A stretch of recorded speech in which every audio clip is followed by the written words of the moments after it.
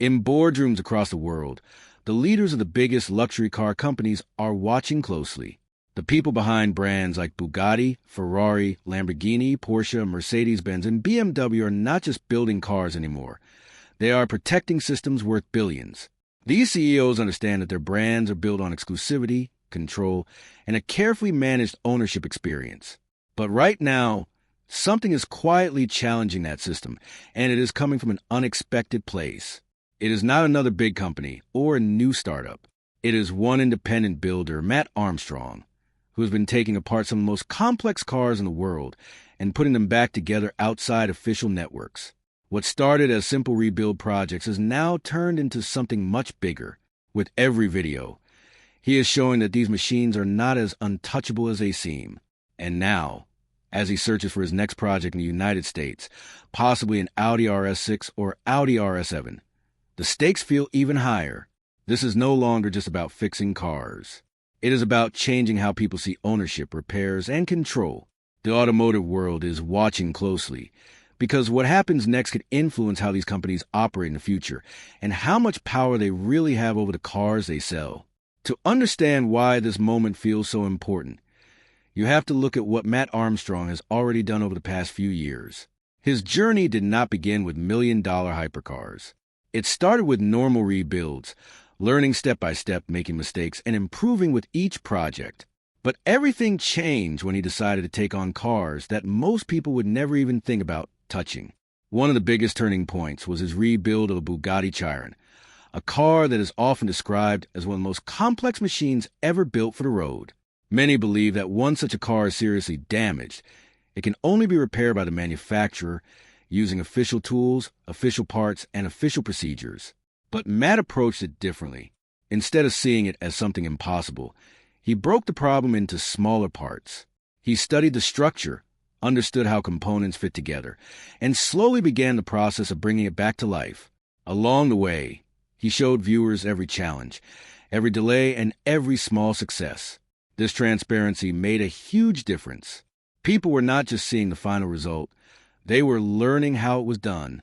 Then came another surprising moment during his work on a Bugatti Veyron, where a serious issue was traced back to something far simpler than expected. Moments like these changed how people think about modern cars. They showed that even highly advanced vehicles are still made up of individual systems that can be understood with patience and effort. These projects built trust with his audience and made his content more than just entertainment. It became a learning experience. That is why his next move, searching for a new project in a completely different market, is being watched so closely. People expect that whatever he does next will again challenge assumptions and reveal something new about how these cars really work behind the scenes. Now, the focus has shifted to the United States, and this is where things become even more interesting for Matt Armstrong. The American automotive market is very different from the UK or Europe, especially when it comes to damaged and salvaged vehicles. In the US, there's a huge supply of cars that have been written off due to accidents, floods, or mechanical failures, but are still reparable in the right hands. This creates a unique opportunity for builders like him. Instead of paying extremely high prices for clean, undamaged cars, he can look for vehicles that others have given up on. Among his targets are performance models like the Audi RS6 and Audi RS7, both known for their powerful engines, advanced technology, and strong performance. What makes the U.S. market even more attractive is the price difference. A damaged luxury car in America can often be purchased for a fraction of what would cost in Europe. This means more budget can be used for repairs, upgrades, and detailed restoration work. Another advantage is that Matt is already based in Florida for his ongoing projects, including his work on the Bugatti Chiron. This makes it easier for him to inspect, buy, and transport cars without major logistical challenges. He also has access to local workshops, specialists, and salvage networks, which can help speed up the rebuilding process. But beyond cost and convenience, there is also a deeper motivation. Working in a new environment allows him to test his skills in different conditions, deal with different regulations, and explore a wider range of vehicles.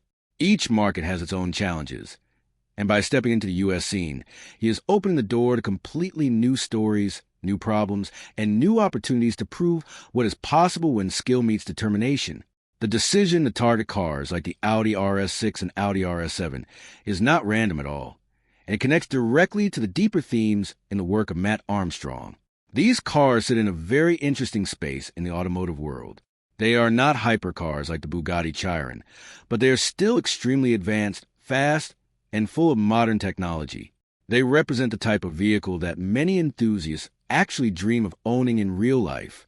Because of this, they also come with complex systems such as turbocharged engines, advanced quattro all-wheel drive systems, and highly integrated electronics. Many manufacturers design these systems in a way that makes official repair channels seem necessary, often claiming that only specialized tools and trained technicians can properly handle them. However, Matt's previous projects have shown that complexity does not always mean impossibility. By carefully studying how systems are built, he has demonstrated that many components are modular, meaning they can be understood and repaired step by step. The RS6 and RS7 are also closely tied to the broader engineering network of the Volkswagen Group, which connects multiple brands under shared platforms and technology. This means that some parts and systems are not as unique as they first appear, even in high-performance models. For Matt, this creates an interesting challenge. If he can successfully rebuild one of these Audi models in a transparent, documented way, it would reinforce the idea that modern cars, no matter how advanced, are still fundamentally mechanical systems built from understandable parts. It would also bring his content closer to everyday viewers, because unlike hypercars, these cars are more familiar and relatable. This combination of challenge and accessibility is exactly what makes this next potential project so compelling for his audience. As the search continues, one of the most important parts of this entire situation is how Matt Armstrong involves his audience in the process. Instead of keeping everything secret until the final reveal, he often shares updates in real time, especially through social media posts and short videos. When he recently posted that he is looking for a damaged car in the United States, it immediately turned into an interactive hunt. People started sending suggestions, sharing listings, and even pointing out possible cars in different locations. This type of engagement creates a sense of participation, where viewers feel like they are part of the decision-making process. It is not just a video they are watching later. It becomes a live story unfolding in front of them. This is also why moments like spotting a potential car in Florida become so powerful. When Matt films something like a parked, dark-colored vehicle and casually asks, "Did we just find my daily?" it instantly builds curiosity. Viewers begin to wonder whether this is really the next project or just another lead in a bigger search. This uncertainty is what keeps people watching. It creates small questions that can only be answered in future updates. At the same time, it builds emotional investment, because audiences start forming expectations about what might happen next. Will he buy it? Is it damaged enough? Can it be repaired? These questions turn a simple car search into a developing story. This approach is one of the key reasons his content performs so well, because it mixes real-world events with storytelling techniques that feel natural, ongoing, and unpredictable, while still staying easy to follow for any viewer, even those who are not deeply technical about cars.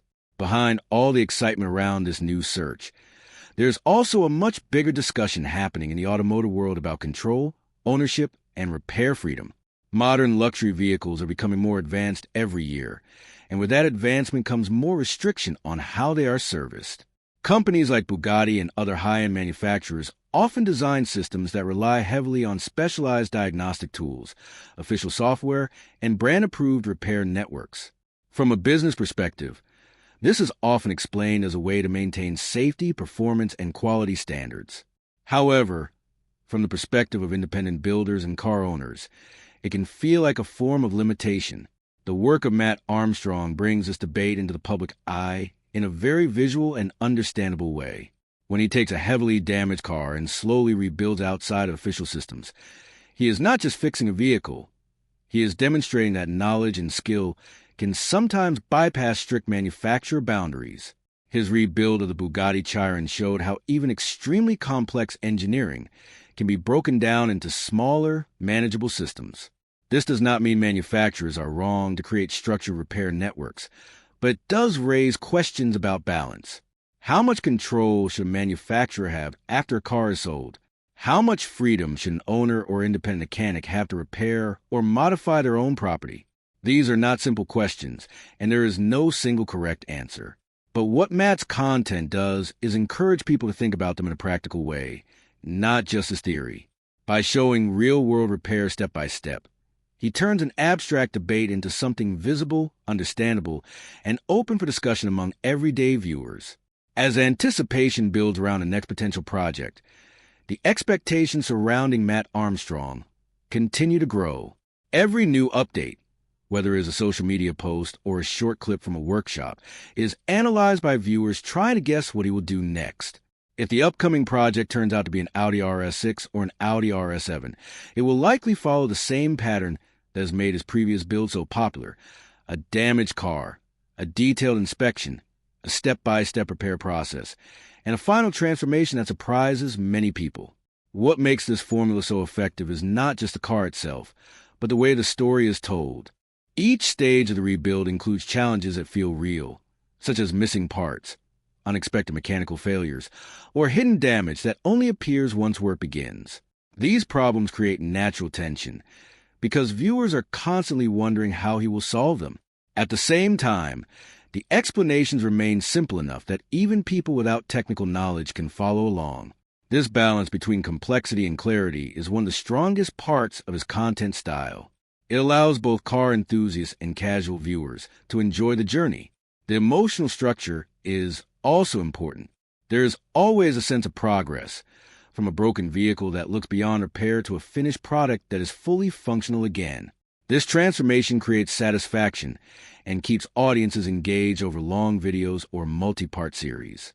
As a result, every new project becomes more than just a repair job. It becomes a story of problem-solving, patience, and creativity that unfolds in a way that feels both educational and entertaining. In the end, the growing attention around Matt Armstrong reflects something bigger than just one creator or one project. It represents a shift in how people view modern cars, especially high-performance and luxury vehicles. Traditionally, these cars have been seen as highly complex machines that only trained specialists inside official networks can properly repair. Brands like Bugatti and others have built their reputation on precision engineering, strict service systems, and tightly controlled repair environments. But when independent builders start publicly documenting successful repairs, it challenges that perception in a very direct way. The rebuilds of vehicles like the Bugatti Chiron have already shown that even the most advanced cars can be understood and rebuilt with enough time, research, and skill. Now, with a potential new project involving something like the Audi RS6 or Audi RS7, the focus shifts from extreme hypercars to more relatable performance vehicles. This makes the message even more powerful, because it brings the idea of repairability closer to everyday car ownership. It suggests that knowledge is not limited to official workshops, and that learning, patience, and hands-on experience can go a long way in solving complex mechanical problems. At the same time, it keeps audiences engaged because they are not just watching repairs. They are watching a process of discovery. Each project becomes a mix of storytelling, engineering, and real-world problem-solving. As this journey continues, it is clear that the interest is not fading. Instead, it is growing with every new challenge, and whatever comes next will likely continue to push the boundaries of how people think about cars, ownership, and what is actually possible outside traditional systems. As the story moves forward, one thing becomes very clear. The influence of Matt Armstrong is no longer limited to entertainment. It is starting to shape conversations about how modern cars are built, sold, and repaired. When people watch a damaged vehicle like an Audi RS7 or an Audi RS6 being slowly brought back to life, they begin to question the idea that complex engineering automatically means restricted ownership. These rebuilds show that even cars filled with advanced electronics, turbocharged systems, and tightly integrated software can still be understood when broken down into smaller parts. This does not remove the difficulty of the work, but it does change the perception of what is possible. It also encourages a more hands-on mindset among viewers, especially younger audiences who may start seeing mechanical work as something they can learn rather than something that is completely out of reach. At the same time, the discussion around manufacturing